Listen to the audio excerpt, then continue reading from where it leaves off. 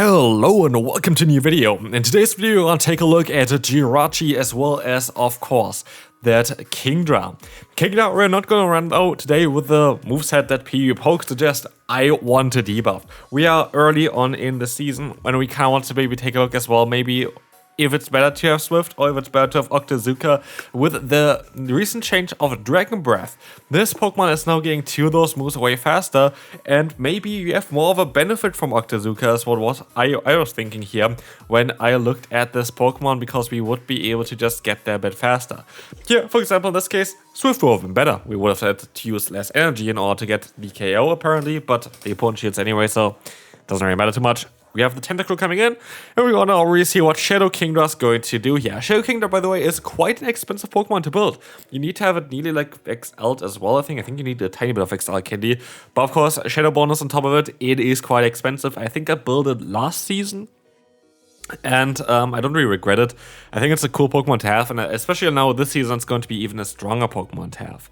I'm really excited for the rest of the season as well. There's going to be a lot of interesting cups coming up, and I hopefully can use some of my Pokemon I built already there as well. Anyhow, next opponent, we're going to have here already one of the bigger issues for the team that we have the Bellybolt.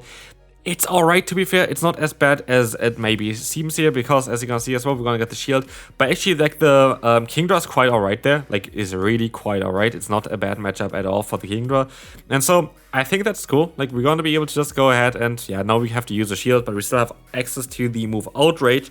And honestly, Outrage on Kingdra is such a game changer. This is going to do like so much damage now. Like, that's the main benefit of Dragon Breath as well on Kingdra.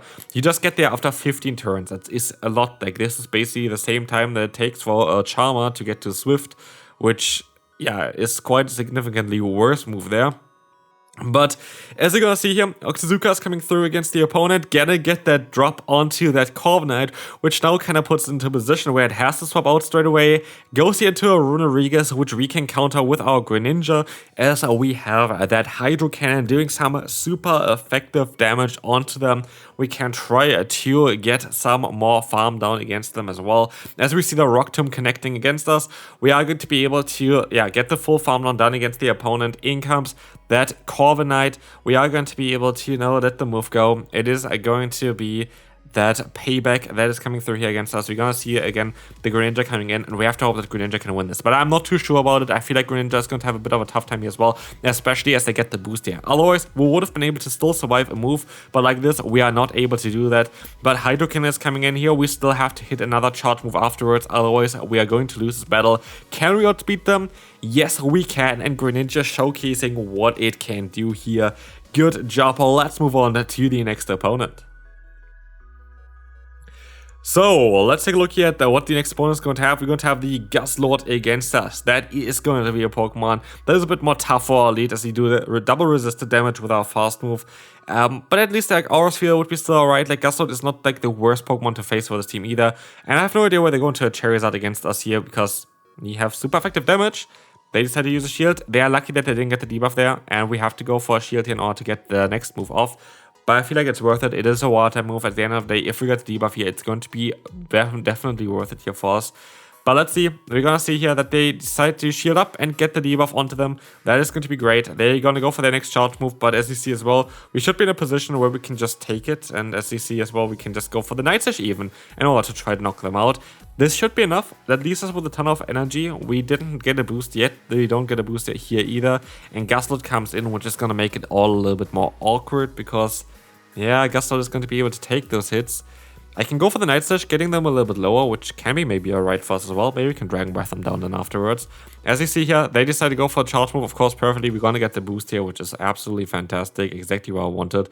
But as we will see as well, we're going to have the Talonflame coming in. We can still go for the Outrage, which I do think maybe does a little bit more than the Octazooka. Octazooka is not known for the damage. Octazooka is known for the debuff.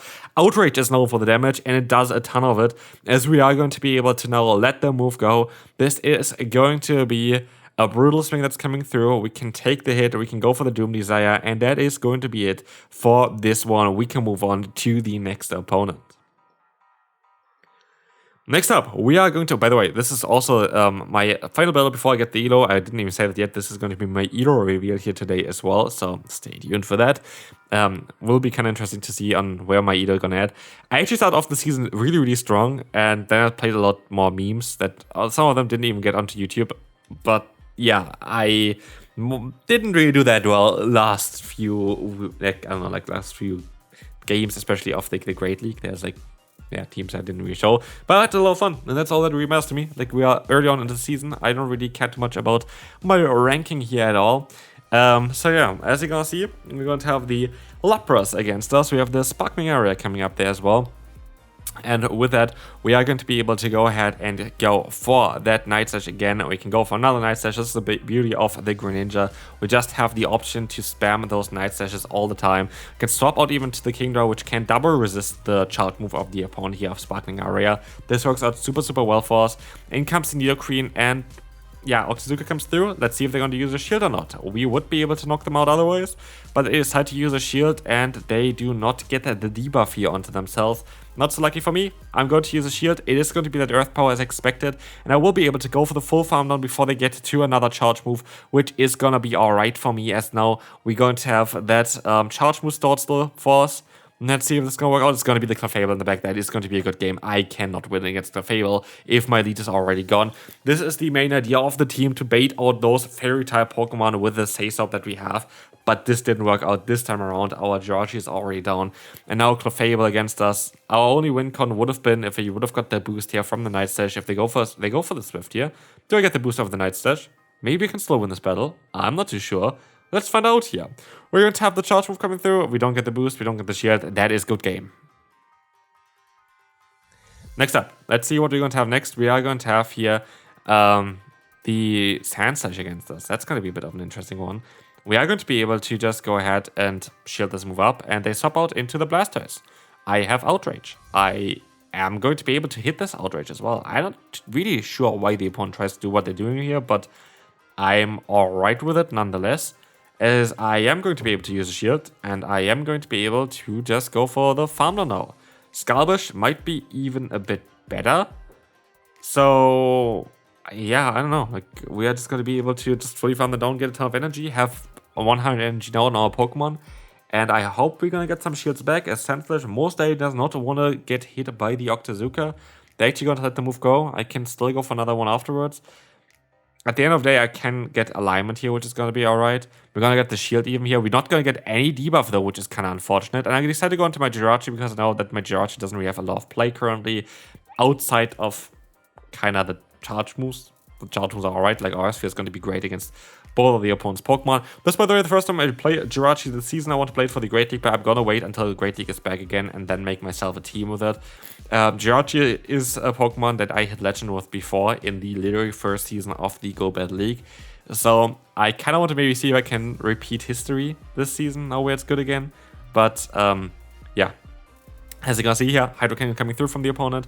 We are going to have the Sandslash up against us as well. I know that we can still take a hit, but I also know that we should be able to get up to 2 charge moves here first, because otherwise we might have a bit of an issue with the last Pokemon here, with the Feraligator. And so what we're going to do is we're going to go for the Night Slash. This is going to allow us to get the KO, and we can move on now to the next opponent. Next opponent here is going to have the Moltres. That is going to be a bit of a bad matchup for us. We're going to swap out straight away to get out the Steelix with Dragon Tail and Breaking Type, I think it is. That is going to be basically impossible for us to beat. They actually go for Psychic Fangs though, so that's kind of more alright, I guess. But as we will see, this is going to be a charge move coming through. This is going to be the Octazooka. Do we get the debuff? We do get the debuff, which is kind of cool. That is definitely going to be good here, as we see here the Octazooka coming in. This is going to allow us to get some damage on and get the shield again. We don't get a drop here again, which would have been cool. -4 would have been definitely nice. But as we see, Nidoqueen is coming in here. We're going to be able to go for the Doom Desire. This should allow us to get some nice damage in. Not the shield, but we're going to be able to now swap out into the Greninja, get that free fast move in. And this is going to be this Poison Fang here as well. That's going to be alright. Night Slash coming through. We are going to be able to just go ahead and get hopefully the KO here. And that's going to work out perfectly, actually. I didn't actually expect that we would get the KO here. But, yeah, Psychic Fang is coming in. That's going to be alright. We're going to be able to go for the Night Slash. That's going to allow us to get, hopefully, the KO here as well. It does. Night Slash is like so much stronger than I expected. I'm like, kind of doubting myself here the entire time. Is it going to be enough? Is it not going to be enough? But, as you see, Hydrocan coming through here. We hopefully can still get to another move. We can get to another move.